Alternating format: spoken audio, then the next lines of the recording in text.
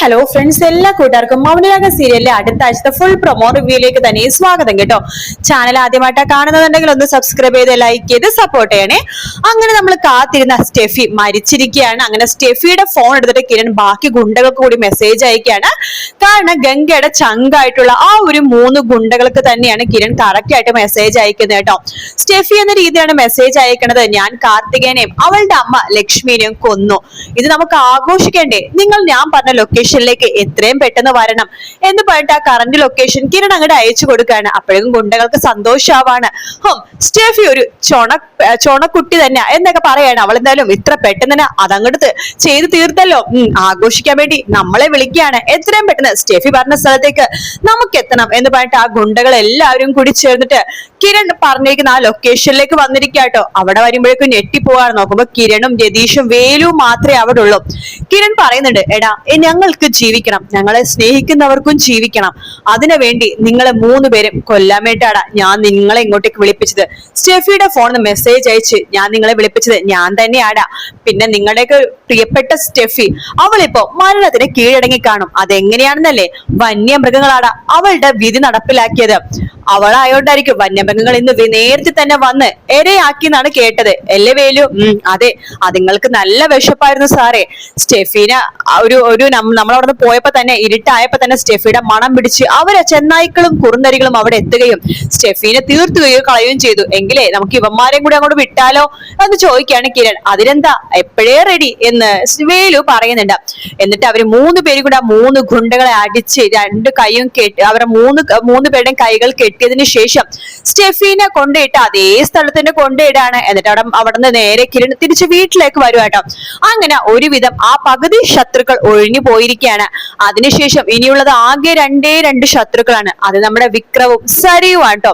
അങ്ങനെ തിങ്കളാഴ്ച നമ്മുടെ വിക്രത്തിന്റെ പരോള് റെഡിയാവണം. വിക്രത്തിനോട് ജയിൽ സൂപ്രണ്ട് പറയണ്ടേ, എടാ വിക്രം, നാളെ നിനക്ക് പരോള് കിട്ടും. നിനക്ക് ഒരാഴ്ചത്തേക്ക് വീട്ടിലേക്ക് പോവാം.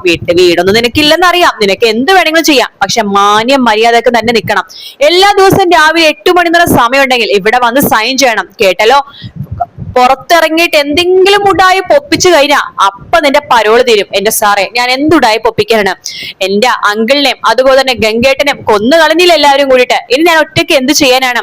പറയാൻ പറ്റില്ല. നിന്നെപ്പോൾ തന്നെയായിരുന്നല്ലോ അവരും. അയ്യോ, ഞാൻ ഒന്നും ചെയ്യില്ലെന്ന് മറ്റും ഇറങ്ങിപ്പോയിട്ടല്ലേ പിന്നെ ഒന്നും ഇല്ലാതായത്. ഇനി ആ സ്റ്റെഫി അവളുടെ ജീവനോടെ ഉണ്ടോ മരിച്ചോ എന്ന് പോലും അറിയില്ല.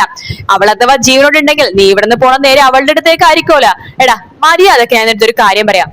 നിനക്ക് ഇപ്പൊ 10-26 വയസ്സല്ലേ ഉള്ളൂ. ഇനിയും ഒരുപാട് ജീവിതം മുന്നോട്ടുണ്ട്. നീ മര്യാദ കാണെങ്കിൽ നിനക്ക് എത്രയും പെട്ടെന്ന് ഇവിടെ നല്ല രീതിയിൽ തിരിച്ചു പോകാം. അല്ലെങ്കിൽ നിന്റെ മരണം നമ്മൾ കണ്ടുവരും. എന്തായാലും ജയിലുള്ളവരുടെ ബാക്കി ആൾക്കാർക്ക് പറയേണ്ടത് ഇവനെ ശരിക്കും എല്ലാവരും കണ്ടേക്ക്, ചിലപ്പോ ഇവൻ തിരിച്ചു വരില്ലെന്ന് വരും എന്നൊക്കെ പറഞ്ഞ് പൊട്ടിച്ചിരിക്കുകയാണ്. എന്നിട്ട് നമ്മുടെ വിക്രമാണെങ്കിൽ പോവാൻ വേണ്ടി റെഡി ആവാട്ടോ. എന്നിട്ട് മനോഹരത്ത് പറയണ്ടേ, എടാ മനോഹരെ, നീ നോക്കിക്കോ, നീ സ്നേഹിക്കുന്ന ഒരുപാട് പേരില്ലേ, നീ ഗംഗേട്ടനെ കൊല്ലാൻ കാരണം എന്താണ്? കിരണിനെയും കല്യാണിനെയും അവർ സ്നേഹിക്കുന്നവരെയൊക്കെ ഗംഗ ജീവിക്കാൻ അനുവദിക്കാത്തോണ്ടിട്ടല്ലേ? എടാ നീ നോക്കിക്കോടാ, ഞാൻ ഈ പരോളിൽ ഇറങ്ങിയത് ഞാൻ മരിച്ചാലും കുഴപ്പമില്ല. നീ സ്നേഹിക്കുന്ന കിരണിനെയും കല്യാണിനെയൊക്കെ ഞാൻ ഇല്ലാതാക്കോടാ, നോക്കിക്കോ. നിനക്കൊന്നും ചെയ്യാൻ പറ്റില്ല. നീ ജയിലിൽ കിടന്ന് ആ വാർത്തകളൊക്കെ കേൾക്കോടാ എന്ന് പറയുമ്പോ മനോഹർ പറയണ്ടേ, എടാ അവരുടെ മുടിനാരിഴയിൽ പോലും നിനക്ക് പിടിക്കാനാവില്ല. കൊലകൊമ്പനായിട്ടുള്ള ഗംഗയും രാഹുലും പോലും മരിച്ചുപോയി. പിന്നെ സ്റ്റെഫി അവളും മരിച്ചു കാണുമായിരിക്കും. ഇന്ന് നിന്റെ മരണം നിന്നെ ഞാൻ ശരിക്കും കണ്ടോട്ടേടാ. നീ ഇനി തിരിച്ചു വരില്ലെന്ന് തന്നെയാ എനിക്ക് തോന്നുന്നത് എന്ന് പറയാണ്. നീ പോടാ, നീ നോക്കിക്കോ, നീ ഉടനെ തന്നെ ആ വാർത്ത കേൾക്കും. കിരണും കല്യാണിയും കാർത്തികയും ലക്ഷ്മിയും ഒക്കെ മരണപ്പെട്ടു എന്ന് പറഞ്ഞ വാർത്ത. ചിലപ്പോ ആ കൂട്ടത്തിൽ എന്റെ അച്ഛൻ എന്ന് പറഞ്ഞ ആളും കൂടി ഉണ്ടാവുമായിരിക്കും. പിന്നെ കിളവി അമ്മമ്മ ചിലപ്പോ അവരും ഉണ്ടാകും. എടാ അവരൊന്നുമല്ല, നീയാ ഇല്ലാതാവാൻ പോണത് എന്നൊക്കെ മനോഹർ പറഞ്ഞിട്ട്. അപ്പൊ വിക്രം കാണാം എന്നൊക്കെ പറഞ്ഞിട്ട് അവിടെ നിന്ന് അങ്ങ് പോവാട്ടോ. പരോളിനിറങ്ങിയത് വിക്രം ആദ്യം പോണത് നമ്മുടെ സരുവിന്റെ അടുത്തേക്ക് തന്നെയാണ്. സരു നേരെ താരയുടെ വീട്ടിലേക്കാണ് പോണത്. അപ്പൊ സരു കാണുമ്പോ തന്നെ താരയുടെ അടുത്ത് പറയുന്നുണ്ട്, അമ്മേ ദേ വിക്രം ഇവിടെ വന്ന കാര്യം അമ്മ ആരും പറയാൻ പാടില്ല, കേട്ടല്ലോ. വിക്രം, നമുക്ക് പുറത്തുനിന്ന് സംസാരിക്കാം എന്ന് പറഞ്ഞിട്ട് വിക്രത്തിനെയും കൂട്ടിക്കൊണ്ട് പുറത്തേക്ക് പോവാട്ടോ. വിക്രം പറയണ്ട്, കാര്യങ്ങളൊക്കെ എനിക്കറിയാം സരിയു. രാഹുൽ അങ്കിളെ കൊന്നത് ആരാണെന്നും എങ്ങനെ കൊന്നറക്കുന്നൊക്കെ എനിക്കറിയാം. പക്ഷെ നിങ്ങൾക്ക് ഒരു പരാതി കൊടുക്കാൻ പോലും പറ്റിയില്ലല്ലേ? എടാ എങ്ങനെയാടാ കൊടുക്കുക? കിരണിനെ ഞാൻ പഴയ പോലെ വീണ്ടും സ്നേഹിക്കാൻ തുടങ്ങി. പരാതി കൊടുത്തതിന് അവൻ അകത്തു പോവില്ലേ? അവനും ഞാൻ ഒന്നാവാൻ വേണ്ടിയാണ് അച്ഛൻ ഇത്രയും കഷ്ടപ്പെട്ടത്. അപ്പൊ അച്ഛന്റെ ആത്മാവിന് ശാന്തി കിട്ടണമെന്നുണ്ടെങ്കിൽ ഞാനും അവനും ഒന്നിച്ചേ പറ്റൂ. അതിന് ഇടങ്കോലായിട്ടുള്ളത് ആ കല്യാണിയാണ് എന്ന് സരിയു പറയാണ്. ആ സമയത്ത് വിക്രവും പറയുന്നുണ്ട്, കല്യാണി സരിയോ നിന്റെ മാത്രം ശത്രുവല്ല, എന്റെയും കൂടി ശത്രുവാണ് അവള്. ഞാൻ പരോളിന് ഇറങ്ങുമ്പോ തന്നെ ആദ്യം കൊല്ലാൻ തീരുമാനിച്ചത് കല്യാണിയെ തന്നെയാണ്. നിന്റെ ജീവിതവും എന്റെ ജീവിതവും തകർത്തത് അവള് തന്നെയാണ്. ഞാൻ ആ മര്യാദക്കാർ സോണീനെയും കെട്ടി അവളുടെ സ്വത്തുക്കളും സൗകര്യങ്ങളൊക്കെ കൊണ്ട് ജീവിക്കായിരുന്നു. പക്ഷെ അത് ഇടങ്കോലിട്ടത് ആരാണ്? ഈ കല്യാണി തന്നെയാണ്. ഞാനൊരു ചിത്രകാരനല്ലെന്ന് അവൾ അറിയിച്ചത് കല്യാണിയാണ്. അതോടെയാ എന്റെ കുടുംബജീവിതം നശിച്ചത്.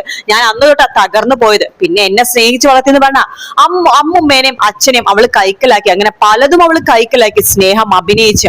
എന്തായാലും അവളെ ഞാൻ കൊന്നിരിക്കും സരിയു എന്ന് പറയുമ്പോ സരിയു പറഞ്ഞിടാ, നീ അവളെ കൊല്ലുവാണെങ്കിൽ നീ ഒന്നും കൊണ്ട് പേടിക്കണ്ട, നിനക്ക് വേണ്ടിയിട്ട് നല്ലൊരു വക്കീലിനെ തന്നെ ഞാൻ വെക്കോടാ. പക്ഷെ സരിയു, എനിക്ക് ജയിലിൽ കിടന്നാൽ ഒരു കുഴപ്പമില്ല സരിയു. പക്ഷെ ഒരു കാര്യം, നീ തന്നെ വേണം ഞാൻ പറയുന്ന സ്ഥലത്തേക്ക് കല്യാണിനെ കൊണ്ടുവരാനായിട്ട്. അതൊക്കെ ഞാൻ ചെയ്തോളാം. രാവിലെ കല്യാണിക്ക് വേണ്ടി നടക്കാൻ ഇറങ്ങാറുണ്ടല്ലോ, ആ സമയത്ത് ഞാനും അവരുടെ കൂടെ പോകാം.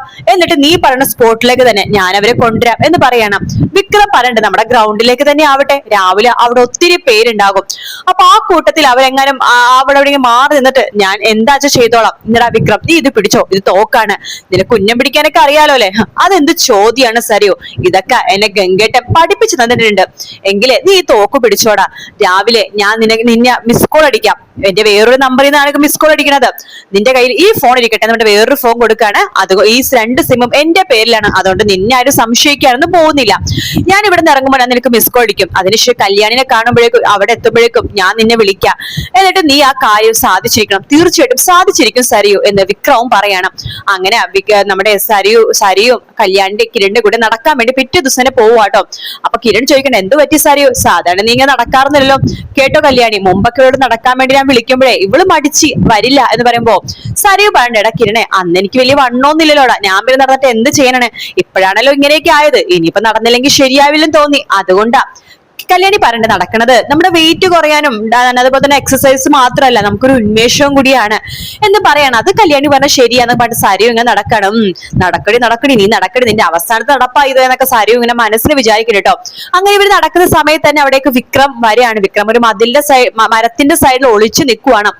അങ്ങനെ സരിയു ഇങ്ങനെ വിക്രത്തിനെ അങ്ങനെ നോക്കുന്നുണ്ടെങ്കിൽ വിക്രത്തിനെ കാണുന്നില്ല കേട്ടോ. പക്ഷെ വിക്രം നേരെ മരത്തിന്റെ സൈഡിൽ കൂടി നേരെ ആ തോക്ക് വെച്ചിട്ട് ഷൂട്ട് ചെയ്യാൻ വേണ്ടി ഉദ്ദേശിക്കുന്നത് കല്യാണിയാണ്. അപ്പൊ കല്യാണിന്റെ നേരെ വരുമ്പോഴേക്കും സരിയു അവിടെ നിന്ന് പതുക്കെ അങ്ങോട്ട് മാറുവാട്ടോ. അതായത് കിരൺ നമ്മുടെ വിക്രം ഷൂട്ട് ചെയ്യുന്ന സമയത്ത് അവിടെ കല്യാണിന്റെ അടുത്ത് സരിയു ഇല്ല. കല്യാണിക്ക് തന്നെയാണ് തലയുടെ പുറകിലായിട്ട് ആ ഒരു വെടിയുണ്ട കൊള്ളണത്. കല്യാണി അപ്പൊ തന്നെ കൈ തലയുടെ പുറകെ വെച്ചിട്ട് അവിടെ വീണ്, അതായത് പെട്ടെന്നിങ്ങനെ മരിക്കുന്ന പോലെയാണ് കാണിച്ചത്. അതിനിപ്പോ ആരുടെ സ്വപ്നമാണെന്ന് അറിയില്ല. എന്നാലും പ്രൊമോയില് കാണിച്ചിരിക്കുന്നത് വിക്രത്തിന്റെ ആ ഒരു തോക്കിന്റെ ഷൂട്ട് ചെയ്തിട്ട് വെടിയുണ്ട കൊണ്ട് കല്യാണി മരിച്ചപ്പോൾ നമുക്ക് കാണിച്ചിരിക്കുന്നത്. എന്തായാലും അങ്ങനെയൊന്നും ആവില്ലല്ലോ, കാരണം ഈ സീരിയൽ പറഞ്ഞത് കല്യാണിന്റെയും പ്രകാശിന്റെയും ഒരു കഥയായിട്ടാണ് കാണിച്ചിരിക്കുന്നത്. അതുകൊണ്ട് തന്നെ കല്യാണിക്കൊന്നും സംഭവിക്കില്ലായിരിക്കും എന്ന് പ്രതീക്ഷിക്കാം ഫ്രണ്ട്സ്. എന്തായാലും വീക്കെൻഡ് പ്രൊമോ ആയിട്ട് ഇത്രയും തന്നെ കാണിച്ചുള്ളൂ. വീഡിയോ ഇഷ്ടപ്പെട്ടാൽ ലൈക്ക് ചെയ്യുക, സബ്സ്ക്രൈബ് ചെയ്യുക, കമന്റ് ചെയ്യുക. മറ്റൊരു വീട്ടിൽ കാണാം. Take care, bye bye.